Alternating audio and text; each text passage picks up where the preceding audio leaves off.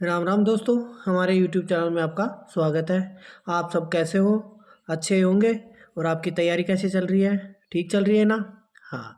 तो आज हम इस वीडियो में आपके लिए राजस्थान जीके के कुछ महत्वपूर्ण प्रश्न लेके आए हैं जो आपके CET 10+2 है ना, उसके लिए बहुत ही महत्वपूर्ण सिद्ध होने वाले हैं।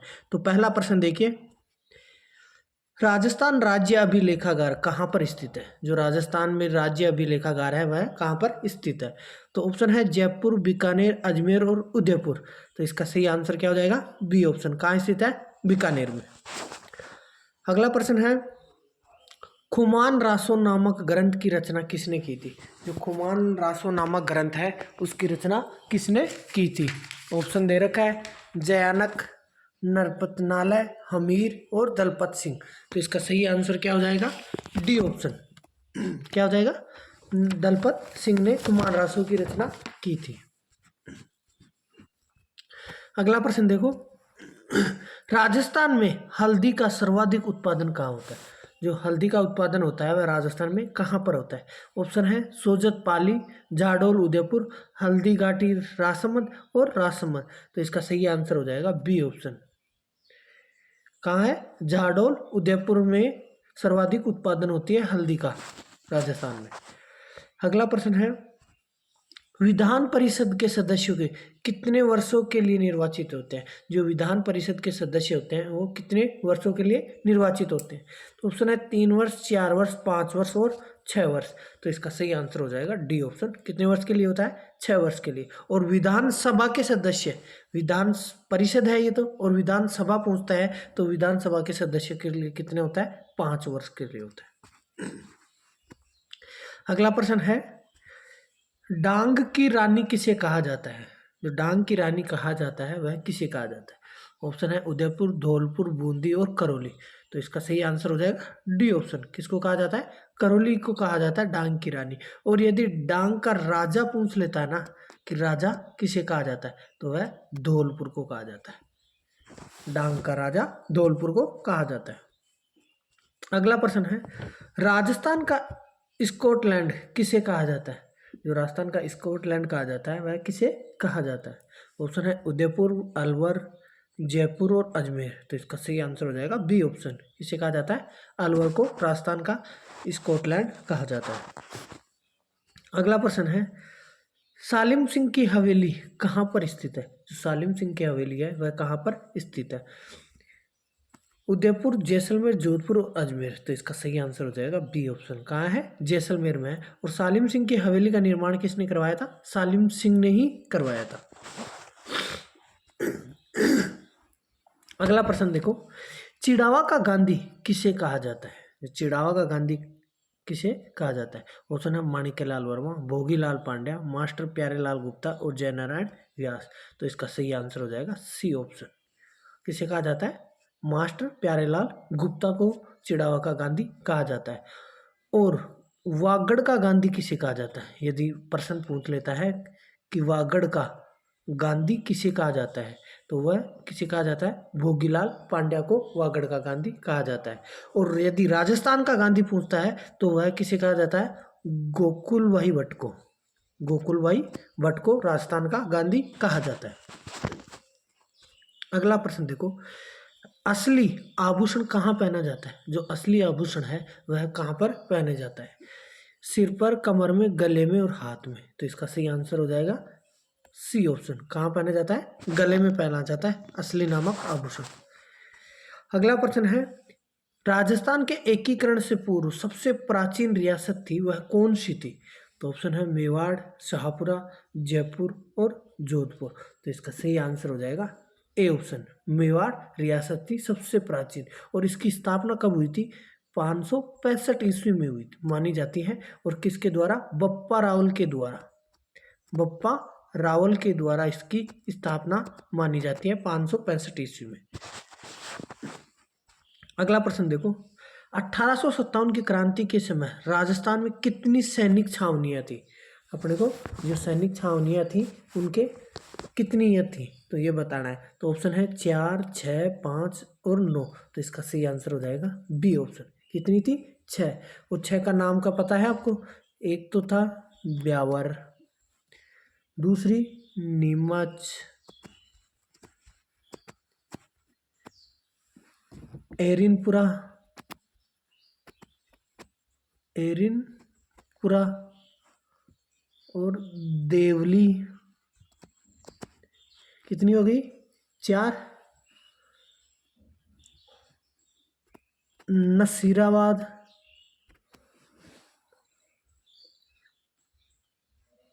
नसीराबाद और लास्ट कौन सी थी? खेरवाड़ा, खेरवाड़ा।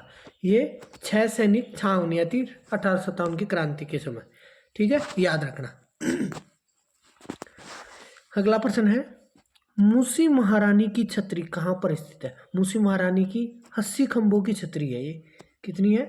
80 खंभों की छतरी है। और इसका निर्माण किसने कराया था? विनय सिंह ने करवाया था। इसका निर्माण किसने कराया था? मूसी महारानी के विनय सिंह ने। तो यह कहाँ पर स्थित है? ऑप्शन है अलवर, जयपुर, बाड़मेर और उदयपुर। तो इसका सही आंसर हो जाएगा ए ऑप्शन। कहाँ है? अलवर जिले में 80 खंभों की छतरी है और इसका निर्माण पूछता है तो विनय सिंह ने इसका निर्माण करवाया था। अगला प्रश्न है, खातौली का युद्ध कब हुआ था? तो ऑप्शन है 1517, 1518, 1527 और 1529। तो इसका सही आंसर हो जाएगा ए ऑप्शन। 1517 में हुआ था खातौली का युद्ध। और खातौली का युद्ध किसके मध्य हुआ था? राणा सांगा, किसके मध्य हुआ था? राणा सांगा और इब्राहिम लोदी के मध्य हुआ था। और इसमें विजय किसकी हुई थी? राणा सांगा की हुई थी। ठीक है। अगला प्रश्न है, 1857 की क्रांति के समय जो कोटा का पॉलिटिकल एजेंट कौन था? तो ऑप्शन है मैकमोसन, मॉरिसन, मेजर बर्टन और मेजर इडन। तो इसका सही आंसर क्या हो जाएगा? C option, major Burton. और यदि एक नाम, इसका पूरा नाम भी आता है मेजर चार्ली बर्टन नाम, इसका पूरा नाम था मेजर चार्ली बर्टन। तो आप कंफ्यूज मत होना। अगला प्रश्न है, राजस्थान का बिंदोरी नृत्य किस जिले का प्रसिद्ध है? जो बिंदोरी नृत्य है वह किस जिले का प्रसिद्ध है? ऑप्शन है झालोर, झालावाड़, शेखावटी और बीकानेर। तो इसका सही आंसर हो जाएगा बी ऑप्शन। कहाँ का प्रसिद्ध है? झालावाड़ का है।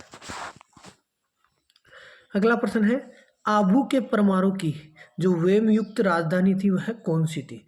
ऑप्शन है पिंडवाड़ा, चंद्रावती, शिवगंज और आबू। तो इसका सही आंसर कौन सा हो जाएगा? B option. क्या कौन सी थी? चंद्रावती। अगला प्रश्न है, सामाजिक सुधारक जो विधिवेता हरविलास शारदा का जन्म कहाँ हुआ था? जो हरविलास शारदा का जन्म है वह कहाँ हुआ था? तो ऑप्शन है अजमेर, नागौर, जयपुर और जोधपुर। तो इसका सही आंसर क्या हो जाएगा? अजमेर में हुआ था। और कब हुआ था? 3 जून 1867 ईस्वी में हुआ था और अजमेर में हुआ था। और कौन से परिवार में? माहेश्वरी परिवार में। यदि पूछ ले प्रश्न हर प्रकार से, किसी भी प्रकार से पूछ ले तो आप कंफ्यूज ना हो और आप आसानी से उत्तर दे सके कि हरविलास शारदा का जन्म कब हुआ था? तो 3 जून 1867 को। और किस परिवार में हुआ था? तो माहेश्वरी परिवार में हुआ था। और कहाँ हुआ था? अजमेर में हुआ था। ठीक है। अगला प्रश्न देखो, आबू परवन नदी किसकी सहायक नदी है? जो आबू परवन है वह किसकी सहायक नदी है? तो ऑप्शन है बनास, काली सिंध, चंबल और माही। तो इसका सही आंसर हो जाएगा बी ऑप्शन। किसकी सहायक नदी है? काली सिंध नदी है उसकी सहायक नदी है परवन नदी। अगला प्रश्न है, कौन सा युग्म सही नहीं है? तो ऑप्शन है फायसागर अजमेर, जयसमंद उदयपुर, पंचपदरा बालोतरा और नौचौकी राजसमंद। तो इस प्रश्न का सही आंसर कौन सा हो जाएगा? B option. क्योंकि जयसमंद पहले उदयपुर में था लेकिन अब कौन सा में हो गया? सलूम्बर में, जो नया जिला बना है सलूम्बर। तो यह जयसमंद झील सलूम्बर जिले में स्थित है। अगला प्रश्न है, राजस्थान के किस जिले में अफीम का उत्पादन होता है? जो अफीम का उत्पादन होता है वह राजस्थान में कहाँ होता है? ऑप्शन है चित्तौड़गढ़, बारां, झालावाड़ और कोटा। तो इसका सही आंसर हो जाएगा ए ऑप्शन। कहाँ होता है? चित्तौड़गढ़ में होता है। अगला प्रश्न है, राज्य वाद्य है, जो राजस्थान का राज्य वाद्य यंत्र है वह कौन सा है? तो ऑप्शन है खड़ताल, अलगोजा, बांसुरी और एकतारा। तो इसका सही आंसर हो जाएगा बी ऑप्शन। कौन सा है? अलगोजा। और अलगोजा एक सुशिर, कौन सा? सुशिर वाद्य यंत्र है, सुशिर वाद्य यंत्र है अलगोजा। अगला प्रश्न है, खडीन सिंचाई पद्धति लोकप्रिय है। जो खडीन सिंचाई पद्धति है वह कहाँ की प्रसिद्ध है? तो ऑप्शन है जैसलमेर, जालोर, झालावाड़ और जयपुर। तो इसका सही आंसर हो जाएगा ए ऑप्शन। कहाँ की प्रसिद्ध है? जैसलमेर की। और जैसलमेर के पालीवाल ब्राह्मण है, किसकी है? पालीवाल ब्राह्मणों की है सिंचाई प्रसिद्ध है, जो जैसलमेर की है। अगला प्रश्न है, पशुपालन के प्राचीनतम साक्ष्य किस सभ्यता में मिले हैं? तो ऑप्शन है बागोर, गिलोंड, बैराट और आहड़। तो इसका सही आंसर क्या हो जाएगा? A option. कहाँ मिले हैं? बागोर सभ्यता से मिले हैं पशुपालन के प्राचीनतम साक्ष्य। और बागोर सभ्यता कहाँ की है? भीलवाड़ा जिले में स्थित है। कहाँ की स्थित है? भीलवाड़ा की। अगला प्रश्न है, पृथ्वीराज तृतीय किस चौहान वंश से संबंधित है? तो ऑप्शन है अजमेर, सिरोही, शाकंभरी और मालवा के परमार के। तो इसका सही आंसर हो जाएगा सी ऑप्शन। कहाँ के प्रसिद्ध है? शाकंभरी, जिसे आजकल सांबर भी कहा जाता है। क्या कहा जाता है? सांबर। अगला प्रश्न है, राजस्थान में जीरे का उत्पादन निम्न में से किस समूह में होता है? जो राजस्थान में जीरे का उत्पादन होता है वह कहाँ पर होता है? तो ऑप्शन है जोधपुर, जालोर, बूंदी, उदयपुर, पाली, भरतपुर, धौलपुर, जालोर, बाड़मेर, जालोर, नागौर, पाली या इनमें से कोई नहीं। तो इसका सही आंसर हो जाएगा सी ऑप्शन। कहाँ होता है? बाड़मेर, जालोर, नागौर और पाली में होता है। अगला प्रश्न है, वालर नृत्य है वह कहाँ का प्रसिद्ध है? ऑप्शन है सिरोही, जयपुर, कोटा और इनमें से कोई नहीं। तो इसका सही आंसर क्या हो जाएगा? A option. कहाँ का प्रसिद्ध है? सिरोही का। और वालर नृत्य किस जनजाति का है? गरासिया जनजाति का है। किस जनजाति का है? गरासिया जनजाति है, उसका प्रसिद्ध नृत्य है जो सिरोही का प्रसिद्ध है।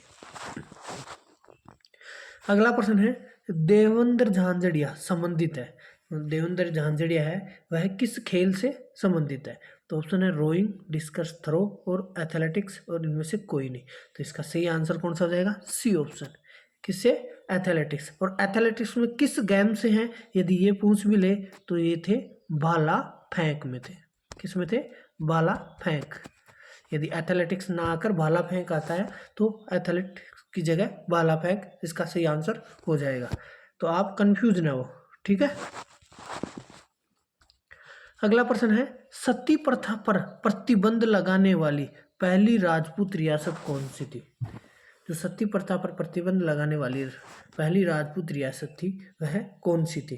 तो ऑप्शन है बूंदी, जयपुर, कोटा और इनमें से कोई नहीं। तो इसका सही आंसर हो जाएगा ए ऑप्शन। कौन सी थी? बूंदी रियासत थी। और बूंदी रियासत ने सर्वप्रथम कब लगाया था? 1822 ईस्वी में लगाया था। सती प्रथा पर प्रतिबंध कब लगाया था? 1822 ईस्वी में प्रतिबंध लगाया था। यदि आपको तारीख पूछता है तो 1822 ईस्वी में बताना है। अगला प्रश्न है,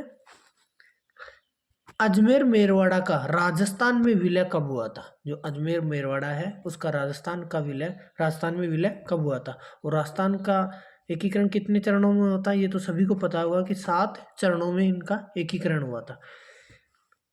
तो ऑप्शन दे रखे हैं 26 जनवरी 1956, 15 मई 1950, 1 नवंबर 1956 या इनमें से कोई नहीं। तो इसका सही आंसर कौन सा हो जाएगा?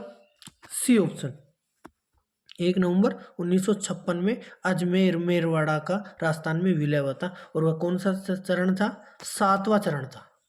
ठीक है।